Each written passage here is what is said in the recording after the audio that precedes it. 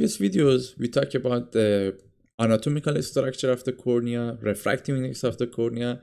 Right now, we want to talk about the most geometrical structure of the cornea, radii of curvature, vertex power, and total power of the cornea. So, as I mentioned before, cornea is the front surface of our eye. It's like a window to the outside world, and it has two surfaces. The first surface that we have eyelid that clean it is anterior cornea, and the second surface is posterior. Always in our eye is like this. The first surface anterior, second one is posterior. So for the radii of curvature, we usually put R1 for the first surface, like a lens, R2 for the second surface, and we have this equation that R2 has a relationship with R1, which is the constant value that usually people use for that is 0.81 R1. And for females, the anterior corneal surface is a little bit steeper. So we have this equation that comes from lot of measurement. Now let's take a look at the surface power.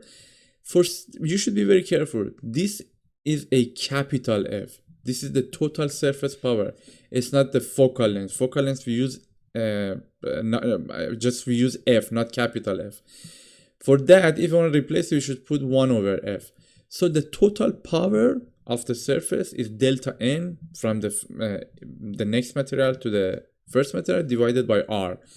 So the for the first surface, which is this surface, N prime is the refractive index of the cornea that, as I mentioned before, we put 1.376 for that material, and front surface, because air, we put 1. So N prime is bigger than N1, so we have a positive number divided by R, which is the radii of curvature. So for the first surface, we have a positive power. First surface provide positive power for the cornea. And for the second surface, we have N prime, which is for this next surface has a liquid that I explained it before between the cornea and the top of our eye, and the refractive index that we use for aqueous humor is 1.336. So it's a little bit smaller than cornea, and the cornea is 1.376. It's very close to water. As I mentioned before, most of our eye liquids is pretty close to water.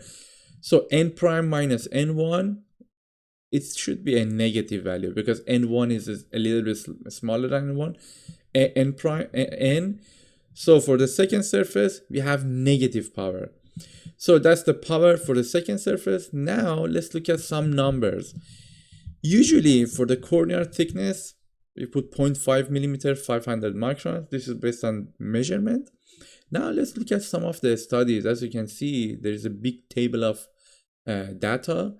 P is the number of participants, N is the number of eyes. When there is a dash, it means that number is not provided.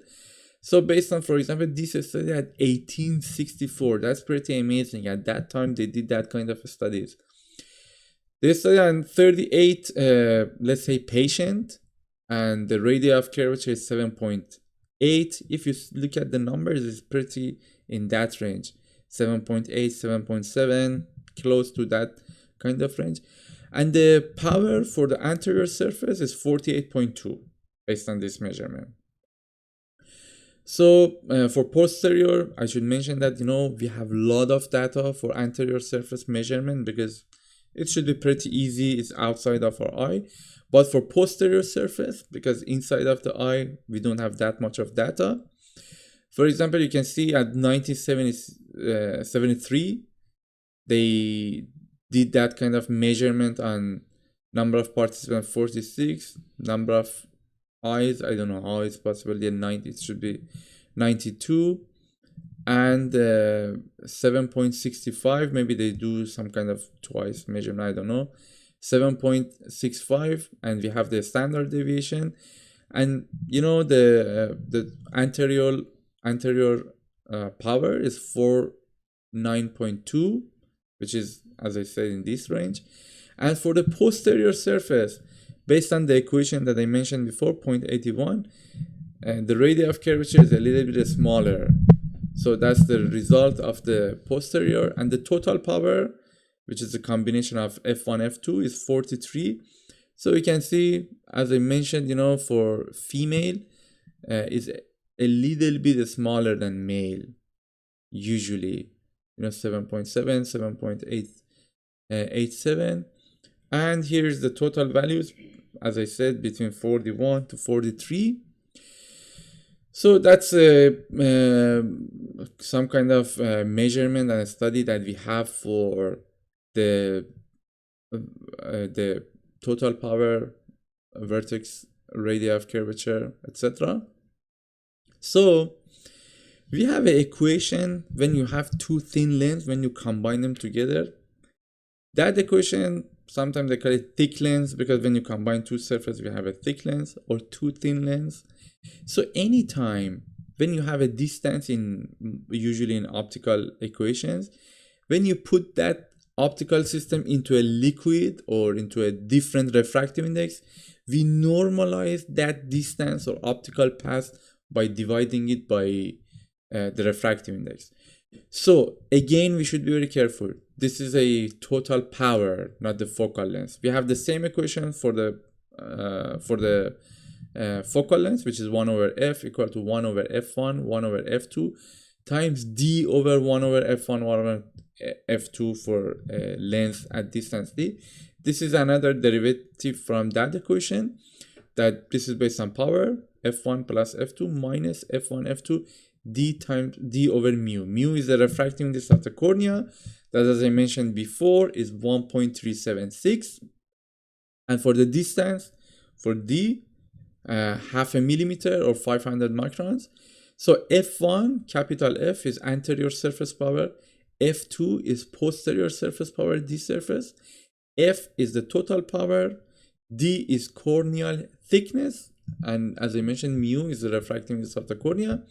So the results of these two equations are pretty close. So you can see the second equation, which is the approximate from the first equation, because d is pretty small and even divided by the refractive index. So at the end, we can ignore this part, because you can see for exact value is 42.2 diopter. As I mentioned, that's the total power. We use diopter for that. And for approximation is 42.1. So the error is pretty small, and we have a big number, just 0.1 diopter difference between these two.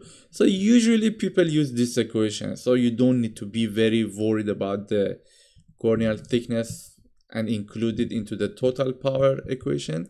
So we can use this equation with a very good approximation.